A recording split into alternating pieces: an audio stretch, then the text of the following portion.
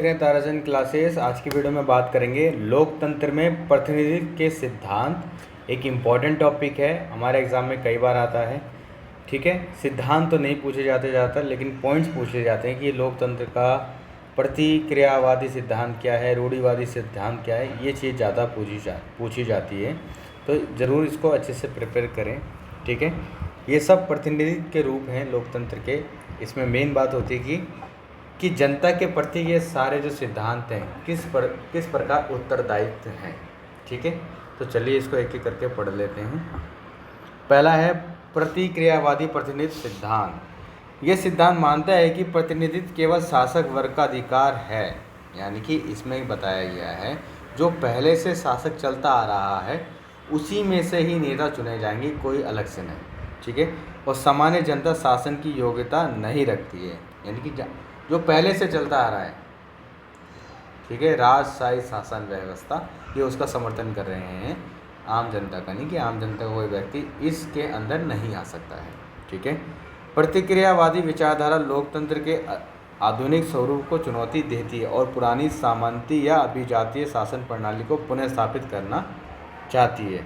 यह सिद्धांत मानता है कि जन साधारण शासन चलाने योग्य नहीं है, यानी कि आम जनता जो है वो शासन करने लायक नहीं है, वो सिर्फ नियमों को पालन करे तो ज़्यादा ठीक है। और केवल एक विशेष वर्ग जैसे राजा, धर्मगुरु, अभिजात वर्ग ही शासन करने योग्य हैं, वही अच्छे से काम कर सकते हैं और कोई नहीं कर सकता। मुख्य विशेषता, ये विचार लोकतांत्रिक प्रतिनिधित्व का विरोधी है। इसके अनुसार कुलीन वर्ग जैसे राजा, जमींदार, पुजारी ही शासन योग्य होते हैं। जनता अज्ञानी है और उसे शासन की प्रक्रिया में भाग नहीं लेना चाहिए। यह सिद्धांत राजतंत्र, धर्मशाही, कुलीन तंत्र का समर्थन करता है, जैसा कि आप सबको पहले पता लग गया है। मेन ओरिजिन क्या है इसमें, जनता की पूरी तरीके से मनाही ही है कि आम जनता इसके अंदर शासन की प्रक्रिया में कहीं भाग नहीं ले सकती है, वो सिर्फ नियमों का पालन करे, नियम बनाने की प्रक्रिया में शामिल होने की कतई कोशिश ना करे। ठीक है, ये क्रांति विरोधी है। ये सिद्धांत फ्रांसीसी क्रांति और समानता के आधुनिक विचारों का विरोध करता है, क्योंकि क्रांति होगी तो इनको खतरा तो है ही। अब इसके उदाहरण है, भारत में औपनिवेशिक काल का ब्रिटानी राज यानी ब्रिटिश राज, ये भारतीयों को सीमित मताधिकार प्राप्त था, किसे वोट देना किसे नहीं, पहले ही क्लास कर देते थे। अब आलोचना ये सिद्धांत जनता के अधिकारों का दमन करता है, ऑब्वियसली बात है। यह आधुनिक लोकतांत्रिक मूल्यों जैसे समानता इन सब पे आधारित है ही नहीं, इनका पालन ही नहीं करता। आधुनिक युग में इसकी प्रासंगिकता लगभग समाप्त हो चुकी है, क्योंकि आज के टाइम में इस तरह का शासन प्रक्रिया कहीं देखने को नहीं है। अब आता है रूढ़िवादी। अब रूढ़िवादी को तो आपको पता है कि ज़्यादा बदलाव की या एकदम से बदलाव की मांग बिल्कुल नहीं करता।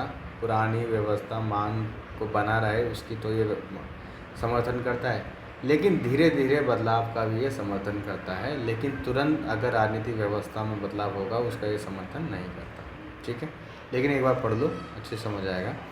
रूढ़िवादी सिद्धांत ये मानता है कि प्रतिनिधि जनता के हितों की रक्षा अवश्य करे, लेकिन उन्हें जनता की इच्छाओं के अनुसार कार्य करने की बाध्यता नहीं होनी चाहिए। यानी कि कहने का मतलब ये रिप्रेजेंटेटिव पब्लिक के वेलफेयर की बात तो करेगा, यानी कि समाज कल्याण इत्यादि की बात तो करेगा, लेकिन जनता के प्रति ज़रूरत से ज़्यादा उत्तरदायी होने की बात नहीं करता कि जनता ज़्यादा ही कहे कि जनता के हिसाब से चलो, नहीं, इसकी मांग नहीं करता। कि राजा जनता की सुरक्षा करेगा, भलाई का काम करेगा, लेकिन ज़्यादा जनता की नहीं सुनेगा। कहने का मतलब ये है। धीरे धीरे सुधार को स्वीकार करता है, इसे अराजकता से बचाने के लिए परंपरा, संस्थाओं और सामाजिक पदानुक्रम को महत्व देता है, यानी पोजीशन को, समाज में कौन ऊपर है कौन नीचे है, ऐसे बात करता है, लेकिन अकॉर्डिंग धीरे धीरे जो लायक है उसको आराम से बैठाओ ऐसे। इसके जो समर्थक हैं वो एडमबर्ग हैं। एडमबर्ग का विचार है कि प्रतिनिधित्व को केवल अपने क्षेत्र की जनता का दूत नहीं होना चाहिए, बल्कि उसे अपने विवेक से निर्णय लेने का अधिकार भी होना चाहिए। कहने का मतलब ये, जनता भावुक होती है, गलत दिशा में डिसीजन ले सकती है या एक तरफ जा सकती है, तो ऐसे में प्रतिनिधित्व का दायित्व बनता है कि वो जनता के इमोशन पे ना जाके अपने आप को कंट्रोल करे, जो उसको सही लगता है उस हिसाब से डिसीजन ले। अब आता है स्थिरता और व्यवस्था। रूढ़िवादी मानते हैं कि अचानक परिवर्तन से अराजकता फैल सकती है, इसलिए धीमे सुधार को प्राथमिकता देनी चाहिए, तुरंत नहीं। अभिजात्य प्रतिनिधित्व यानी कि वही पैसे वाला एरिया। इसका मानना है कि शिक्षित और अनुभवी लोगों को ही शासन करना चाहिए, ना कि अयोग्य जनता को। यहाँ भी वही जनता को मानता ही नहीं है, लेकिन जनता के अंदर भी कुछ ऐसे लोग होते हैं जो सही बुद्धि का प्रयोग कर सकते हैं, तो उनको थोड़ा बहुत तो जगह दे देंगे, लेकिन ज़्यादा नहीं। प्रतिनिधि का उद्देश्य केवल आदेश मानना नहीं, नेतृत्व करना है। कहने का मतलब ये है, यहाँ पे जो रिप्रेजेंटेटिव होगा वो लीडरशिप करेगा, सुनेगा नहीं। कहने का मतलब ये नेतृत्व करेगा कि उसको लीडरशिप करनी है, ठीक है। रूढ़िवादी संविधान उन कानून के शासन को महत्व देते हैं, परंतु संवैधानिक परिवर्तनों में सावधानी बरतने की वकालत करते हैं। वे ब्रिटिश संसदीय प्रणाली जैसी परंपरागत संस्थाओं को आदर्श मानते हैं, ठीक है। यानी जो पहले से चलता आ रहा है उसी को वो सही मानते हैं। रूढ़िवादी तो आपको पहले से पता है कि क्या होता है। अब इसके एग्जाम्पल, संसदीय लोकतंत्र में जब प्रतिनिधि पार्टी लाइन से हटकर अपने विवेक से मतदान करते हैं कि उनको जो सही लगता है, यानी पार्टी का एजेंडा जो है डजंट मीन, कभी कभी नेता को क्या चाहिए उस हिसाब से भी वोट कर देते हैं, नहीं अपनी पार्टी के एजेंडे से विरोध कर देंगे। भारत में कई सांसदों ने संसद में वोटिंग के समय पार्टी विपरीत रुख अपनाया है, क्योंकि नेता लोग तो हर जगह हो सकता है किसी उनकी पार्टी का एजेंडा गलत हो, कुछ ऐसे एक्टिविटी में भाग ले लिया हो जहाँ पे 40 नेता को तो सही लग रहा है कि हाँ उन्होंने ऐसा काम सही किया। फॉर एग्जांपल अगर हम कहें इमरजेंसी की बात करें, तो हो सकता है कि उस पार्टी के सारे नेता बोले कि हाँ इमरजेंसी का फैसला सही था, लेकिन एक आध कह सकता है कि ये गलत फैसला था। उसी तरीके से भारत में जितने भी आंदोलन हुए हैं धर्मनिरपेक्ष इत्यादि के, तो कह सकते हैं कि वर्तमान की जो भी सरकार है हाँ ये सही हुआ, लेकिन उसी पार्टी के कुछ लोग भी कह सकते हैं नहीं ये तरीका गलत है, जो भी हमने देखा ये वो शर्मनाक है, ठीक है। और ऐसा भी होता है कि कभी कभी कुछ एक ही पार्टी के कुछ ऐसे नेता होते हैं जो फिर गलत काम कर देते हैं, तो पार्टियां भी उनसे अपना रुख मोड़ लेती हैं, नहीं है हमारा ये बंदा। वही सारी बात है। आलोचना ये सिद्धांत जनता की इच्छा की अपेक्षा करता है, मानता ही नहीं। प्रतिनिधियों की विवेक स्वतंत्रता का दुरुपयोग हो सकता है, इससे जनता की सत्ता कमज़ोर हो जाती है, क्योंकि हम जनता की जो रिक्वायरमेंट है वो तो नेता कर ही नहीं रहा पूरी, वो अपने हिसाब से चल रहा है, तो जिससे पब्लिक गुस्सा हो सकती है। उदारवादी प्रतिनिधित्व ये लिबरल है, जो व्यापार इत्यादि डेवलपमेंट की बात करता है। ये आधुनिक लोकतंत्र का आधारभूत सिद्धांत है, जिसमें जनता को प्रत्यक्ष भागीदारी का अधिकार दिया जाता है, यानी मेन रोल पब्लिक का है भाई इसमें, और जनता के प्रति पूर्ण रूप से उत्तरदायी होते हैं। यह सिद्धांत लोकतंत्र में जनता सर्वोच्च है के विचार को मान्यता देता है। प्रतिनिधि जनता के आदेश के अनुसार कार्य करें, क्योंकि वह जनता के सेवक हैं, मालिक नहीं। संवैधानिक सरकार शक्ति का विकेंद्रीकरण, न्यायपालिका की स्वतंत्रता और मौलिक अधिकारों की रक्षा करता है, ठीक है। इनमें तो होता ही है, जो जनता के अधिकार हैं उसको सुरक्षित तो रखे गए। विशेषता, सार्वभौमिक व्यक्तिमताधिकार, नियमित चुनाव, उदारवादी शासन, बहुदलीय प्रणाली, व्यक्तिगत अधिकारों की रक्षा। इसके प्रमुख समर्थक जो हैं हमारे जॉन स्टुअर्ट मिल, ये सब तो रहेंगे। रूसो कुछ हद तक लिखा हुआ है, क्योंकि ऑब्वियसली बात है, क्योंकि थोड़ा बहुत ये दूसरे साइड भी थे।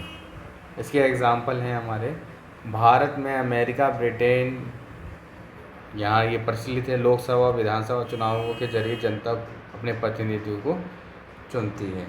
अब इसकी आलोचना भी है भाई, केवल औपचारिक समानता पर बल देता है, जबकि वास्तविक समानता के लिए सामाजिक और आर्थिक न्याय भी ज़रूरी है। उसकी तो ये बात ही नहीं करता, क्योंकि सभी को इक्वल चीज़ें मिल रही हैं नहीं होता, क्योंकि उदारवादी में आर्थिक सहायता ये सब की बातें नहीं होती, लेकिन आर्थिक सहायता कमज़ोर वर्ग इत्यादि को देना भी ज़रूरी होता है, ताकि वो समाज में आगे बढ़ सके, नहीं तो वो पीछे छूट जाएंगे। आदमी कितना भी ज्ञानी हो, अगर उसके पास संसाधन ना हो तो कैसे चलेगा। बड़ी कंपनी के पास अगर एम्प्लॉयज़ ना हो तो वो बड़ी कंपनी कैसे बनेगी। एम्प्लॉयज़ होना बहुत ज़रूरी है ना। चुनावों में धन बल और बाहुबल की भूमिका जनता की शक्ति को सीमित करती है। चुनावों में धन बल और बाहुबल की भूमिका जनता की शक्ति को सीमित कर देती है, क्योंकि कई जगह पैसा काम आ जाता है, कई जगह बाहुबल, लेकिन ऐसे काम नहीं चल रहा। दोनों का मिला जुला तरीका होता है, तो तब जाके कोई अच्छा रूप लिया जा सकता है। एक कंपनी जिसके पास पैसा बहुत है लेकिन एक जनता जिसके पास मैन पावर है वो नहीं आएगी तो कैसे काम चलेगा, नहीं हो सकता। फोर्थ पॉइंट है हमारा अतिवादी प्रतिनिधि सिद्धांत। ये सिद्धांत मानता है कि लोकतंत्र केवल राजनीतिक प्रतिनिधि से पूर्ण नहीं होता बल्कि सामाजिक, आर्थिक, कार्यात्मक प्रतिनिधि भी शामिल है, यानी कि हर सेक्टर को शामिल करते हैं इसके अंदर। प्रतिनिधित्व का अर्थ होता है समाज के सभी वर्गों समूह को सत्ता की भागीदारी मिलाना, ना कि केवल चुनावी प्रतिनिधि चुनना। सिर्फ ये नहीं कि वोट तक का अधिकार हो, नहीं, बाकी सभी क्षेत्र में उनकी भूमिका होनी चाहिए और उनका कार्य होना चाहिए। अतिवादी सिद्धांत लोकतंत्र में त्वरित और क्रांतिकारी परिवर्तन लाना चाहता है, बहुत अच्छे से डेवलपमेंट हो। ये मानता है कि वर्तमान व्यवस्था शोषणकारी है और इसे जड़ से बदलने की आवश्यकता होती है। प्रमुख विचारक कार्ल मार्क्स, लेनिन इसके जो समर्थक हैं उसको आप पढ़ सकते हो आराम से। मुख्य विशेषता, केवल चुनाव आधारित प्रतिनिधित्व पर्याप्त नहीं है। वंचित वर्ग, श्रमिक, दलित, महिला, किसान, आदिवासी को सत्ता और नीति निर्माण में सीधे शामिल किया जाना चाहिए। ठीक है। संसाधनों और संपत्ति का प्रतिनिधित्व भी आवश्यक होता है। ठीक है। उदाहरण सोवियत संघ, सोवियत प्रणाली, भारत में आरक्षण व्यवस्था, SC SC इन सब के लिए काम किया जाता है। क्योंकि जब सबको बात करेगा तो सब की क्षेत्र की इसके अंदर बात की जाती है। अब इसकी आलोचना है, ये कभी कभी प्रतिस्थापनात्मक लोकतंत्र की जगह तानाशाही प्रवृत्ति जन्म दे सकता है, क्योंकि जो समाज का सबसे बाहुबल होगा, शायद बहुमत होगा, वहाँ पे इसका झुकाव हो जाता है ज़्यादातर। इससे एक तानाशाही का रूप कैसे, क्योंकि एक तरफा फैसला हो रहा है, ऐसा हो जाता है इसके अंदर। वर्ग संघर्ष, हिंसक क्रांति की वकालत करना लोकतांत्रिक मूल्यों से टकरा सकता है। ठीक है। और आपने भी देखा है बहुसंख्यक जो लोग हैं वो हो जाता है, अगर उनके विपरीत कोई चीज़ हो जाए तो समाज में हिंसक एक्टिविटीज़ हो सकते हैं, धार्मिक झगड़े हो सकते हैं, ठीक है, आंदोलन हो सकता है, इत्यादि चीज़ें। एक सख्त लोकतंत्र वह होता है जिसमें न केवल सभी वर्गों को प्रतिनिधि मिले बल्कि ये प्रतिनिधि उनके जीवन को बेहतर भी बनाए। सबसे बढ़िया आप इसको डेफिनेशन में लिख सकते हैं। ठीक है। तो आज की वीडियो में आपने ये सारे 4 पॉइंट्स पढ़ लिए हैं, सबके अपने अपने गुण हैं। ठीक है। एग्ज़ाम में आने वाला टॉपिक है तो इसको अच्छे से प्रिपेयर कर लेना। ठीक है। हर प्रतिनिधि अपनी अपनी चीज़ों को रिप्रेजेंट कर रहा है। लास्ट वाला जो है समाज के हर वर्ग को रिप्रेजेंट करता है, लेकिन समाज में अगर मान लो बहुसंख्यक इत्यादि जैसे जिनका दबदबा ज़्यादा वोट बैंकिंग है तो उसकी तरफ इस प्रतिनिधित्व का झुकाव हो जाता है, जिससे समाज में अस्थिरता उत्पन्न हो सकती है। ठीक है। अब अगली वीडियो में पढ़ेंगे प्रतिनिधि लोकतंत्र में चुनाव व्यवस्था।